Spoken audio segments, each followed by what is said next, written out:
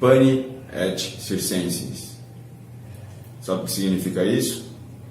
Nós vamos falar daqui a pouco. Meu nome é Paulo Reis.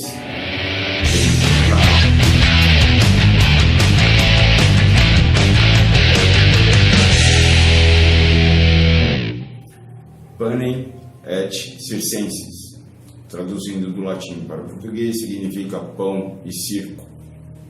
Você já deve ter ouvido isso em algum lugar. Política, pão e circo, ou ações, pão e circo, alguma coisa do gênero. Essa é uma tática velha, surgiu com os romanos, né, onde o imperador usava desse artifício de pão e circo, né, com os gladiadores. Até o filme Gladiador tem essa cena, né, da carroça passando, entregando, jogando os pães, né, para a galera nas arquibancadas. E era uma política que, por incrível que pareça, milênios depois ainda é utilizada até hoje.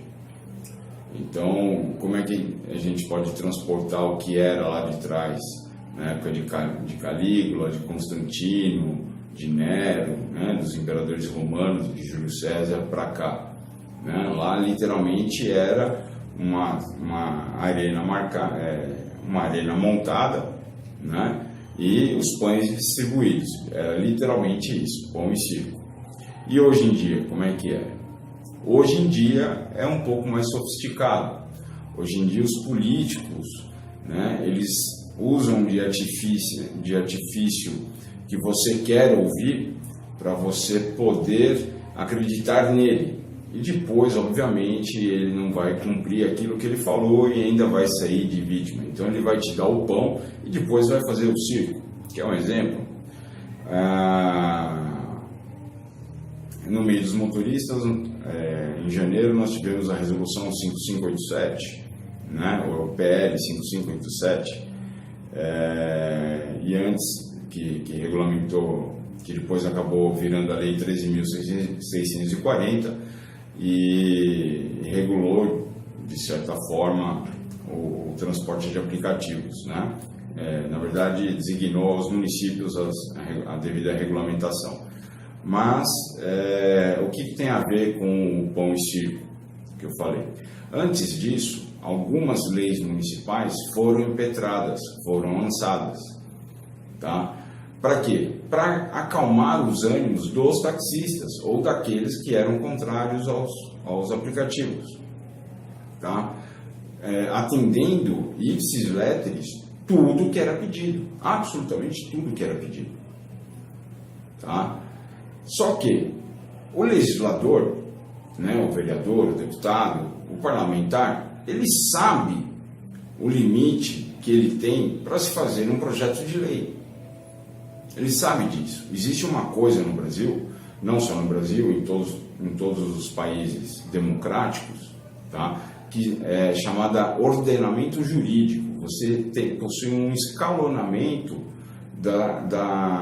das normas do país, das leis do país. Aqui no Brasil a gente começa com a Constituição e termina com as resoluções locais, municipais, né, tudo mais. Então a gente tem a Constituição, as leis federais ordinárias e complementares, as leis estaduais, as municipais, decretos, não sei o que.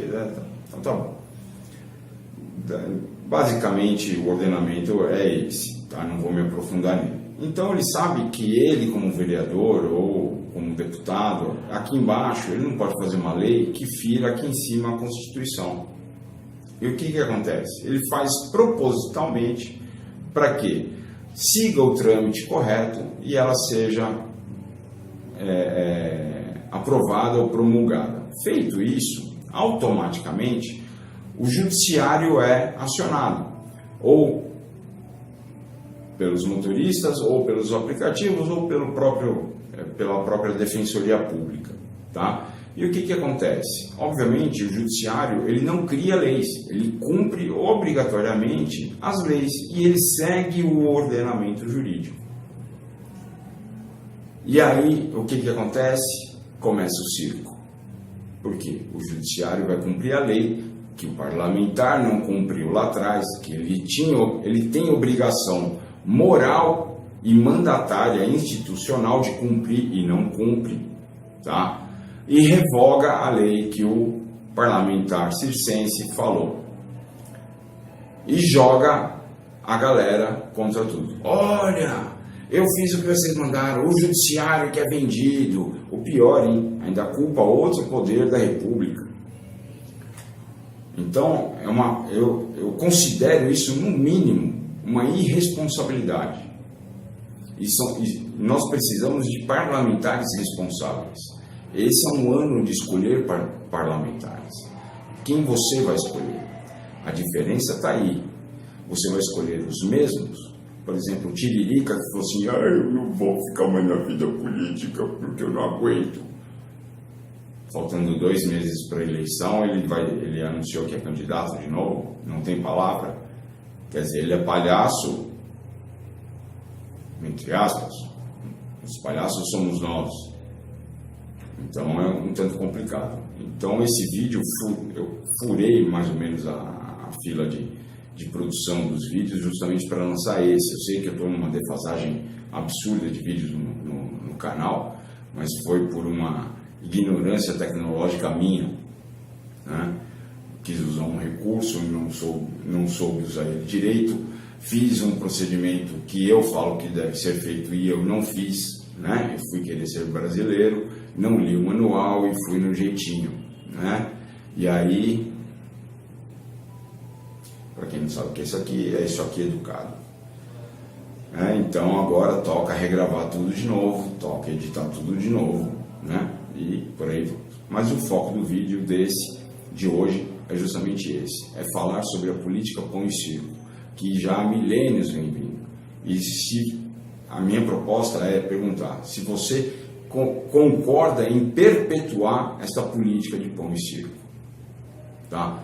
Se você for analisar o nosso cenário político hoje do Brasil, é extremamente pão e circo, em todas as vertentes. Não estou falando apenas de um ou de outro, estou falando o cenário como um todo.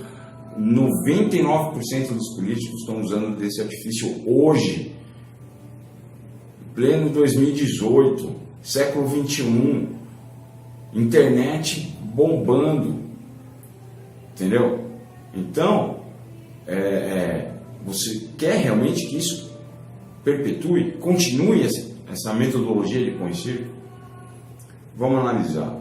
Qualquer coisa, deixa nos comentários, deixa sua dúvida nos comentários que eu tento responder na medida do possível. Pessoal, obrigado, até a próxima, tchau.